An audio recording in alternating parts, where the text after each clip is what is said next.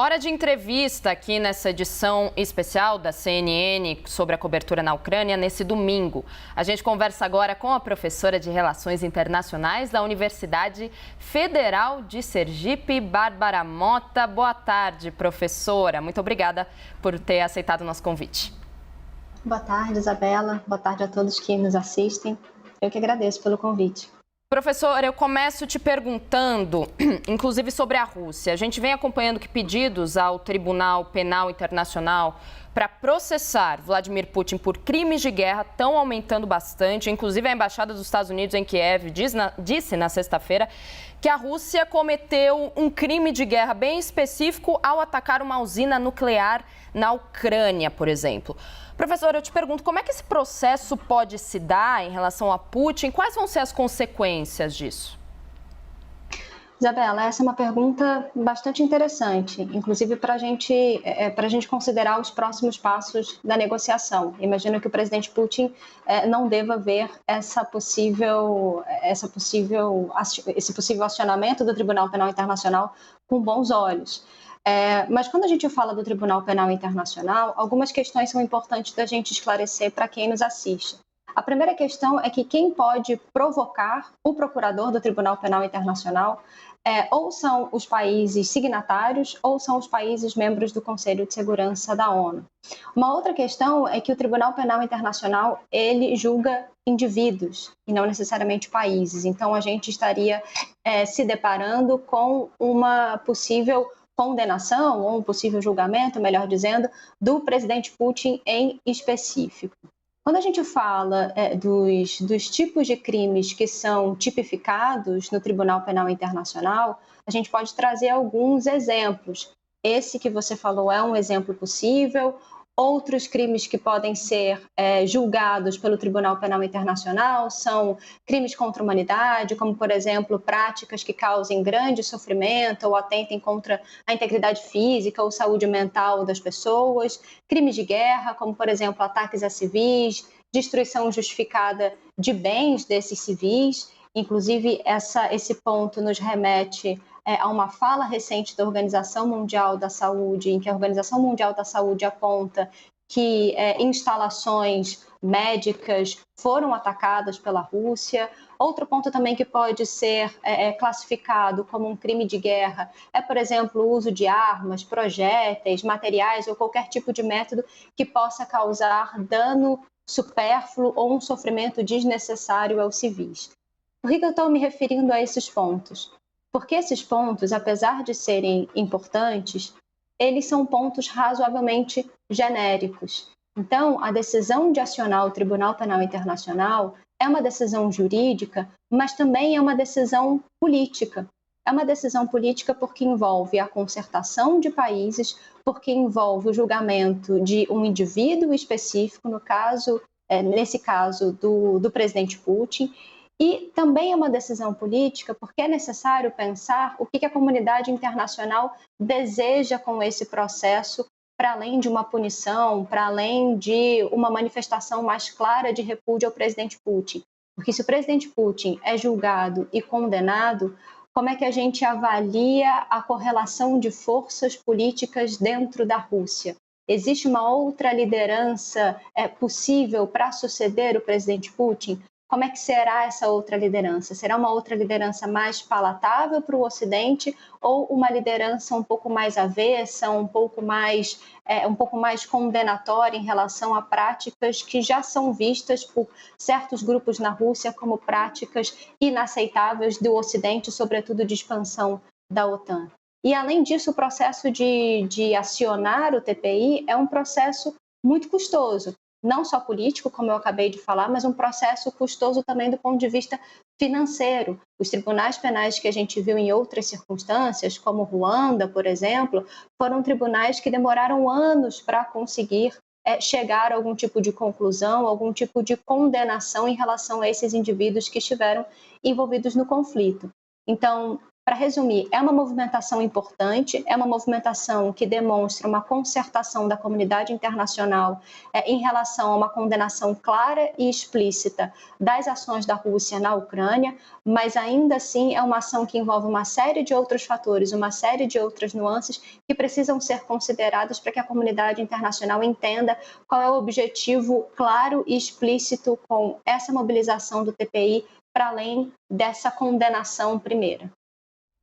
Professora Bárbara, eu pego daqui Kenzo Matida, direto de Brasília. Professora, foi muito claro o que a senhora colocou, você acabou de colocar agora para a gente aqui, sobre as três formas, né, de provocação dos tribunais, do Tribunal Internacional, ou pela promotoria, ou pelo Estado, ou por um integrante do Conselho de Segurança também. Eu acho que isso é muito importante que a gente destaque, mas diante dos fatos que a gente tem visto e diante das cenas que a gente tem mostrado, né, você falou também sobre essa prova, que precisa ser provado ali que civis foram atingidos durante esses confrontos. Tem também essa questão das usinas nucleares, né, que não podem ser atingidas por uma questão de segurança realmente mundial.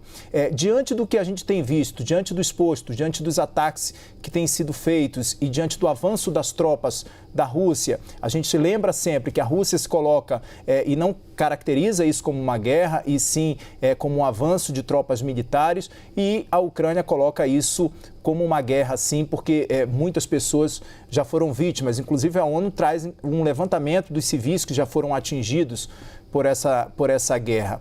Diante disso, assim, dá para se classificar e que ferramentas serão utilizadas para que, de fato, esse processo no Tribunal Internacional tenha prosseguimento, professora?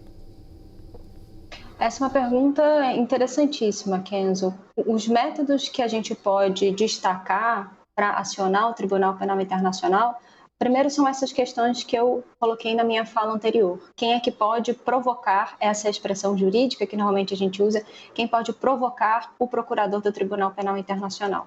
Então, os estados precisam se concertar, precisam se organizar para que haja essa, entre aspas, provocação. Se vindo do Conselho de Segurança da ONU, existe uma questão de fundo, que eu não mencionei na minha fala anterior, mas é interessante da gente mencionar, é a própria configuração do Conselho de Segurança da ONU, que é uma configuração que vem colocando uma série de entraves para que o Conselho de Segurança possa adotar medidas efetivas nesse conflito, considerando que a Rússia é um dos países permanentes no Conselho de Segurança e, portanto, detém poder de veto. Então, me parece que acionar o Tribunal Penal Internacional pela via do Conselho de Segurança seja, nesse momento, uma possibilidade um pouco mais remota por conta dessa correlação de forças.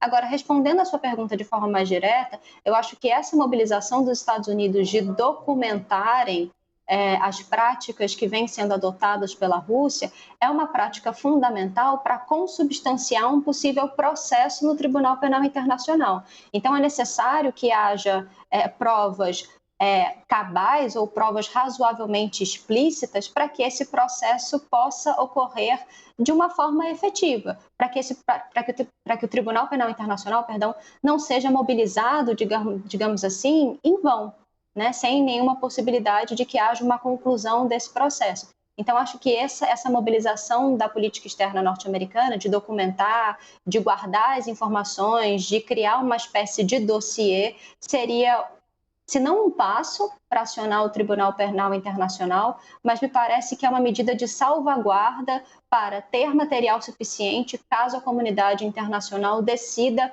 acionar o Tribunal Penal Internacional. Professora, essa mobilização para acionar esse tribunal vem acontecendo, mas ela não é a única coisa que vem sendo feita em relação a essa guerra da Rússia com a Ucrânia. A gente vê muitas sanções a Putin, sanções econômicas, sanções culturais, sanções em relação ao esporte, mas a gente tem também uma colocação de Vladimir Putin dizendo que ele só vai encerrar a guerra se a Ucrânia parar de resistir. A gente lembra também, os dois países vão se encontrar para uma terceira rodada de negociações nessa segunda-feira. Professor, o que pode sair dessa reunião? A gente vai ter um cessar-fogo ou você acha que ainda é muito cedo para isso? Olha, Isabela, essa pergunta eu acho que é a pergunta que veio ocupando a minha mente ao longo dessa manhã por conta das duas últimas possibilidades de cessar-fogo para a construção de um corredor humanitário.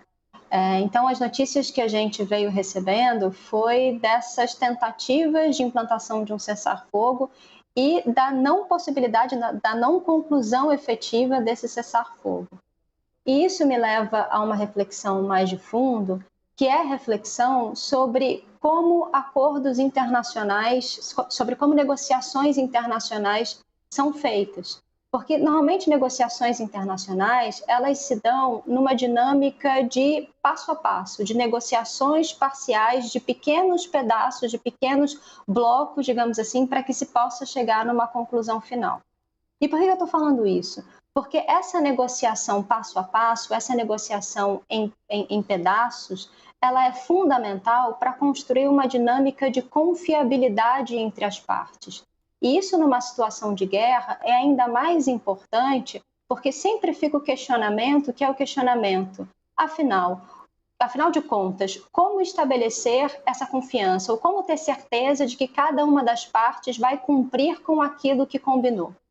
Então, se esses primeiros passos, se esses dois cessar-fogo, como a gente viu, foram partes com uma conclusão sem sucesso, isso me parece que coloca uma certa frustração nesse mínimo de confiabilidade que foi buscado com essa iniciativa primeira. Afinal de contas, na última negociação, no último encontro entre as partes da Rússia e da Ucrânia, esse foi o primeiro avanço que a gente viu nesse processo de negociação. A primeira rodada de negociações não deu em absolutamente nada, foi frustrada, e nessa segunda rodada de negociações, o que a gente viu foi esse pequeno avanço sobre a possibilidade de garantir uma mínima condição de saída para os civis, ou seja, pelo menos houve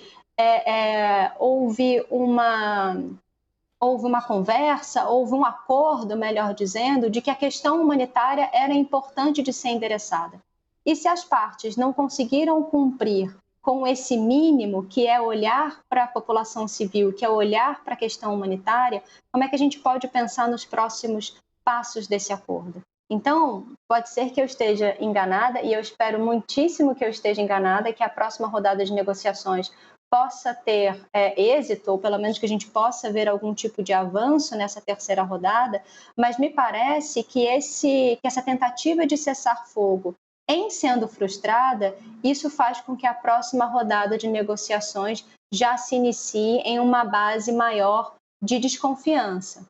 Agora, para complementar essa minha fala e essa minha análise, é fundamental a gente entender as causas desse não cessar fogo.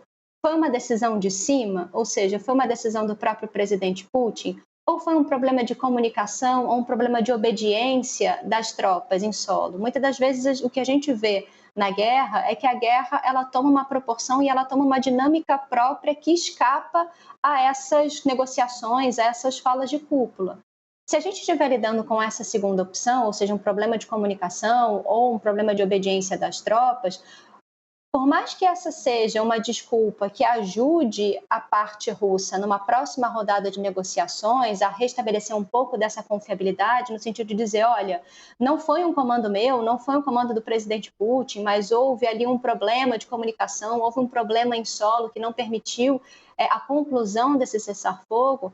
Por outro lado, isso mostra uma certa posição de fragilidade, seja do ponto de vista da postura do presidente Putin como comandante em chefe das forças, seja do setor de logística e comunicação da Rússia, ou até mesmo coloca em questionamento a relação do presidente Putin com os seus subordinados militares. Então, entender também um pouco das causas desse não cessar-fogo é importante para que a gente possa dar uma resposta sobre quais são as chances de avanços nessa terceira rodada de negociações.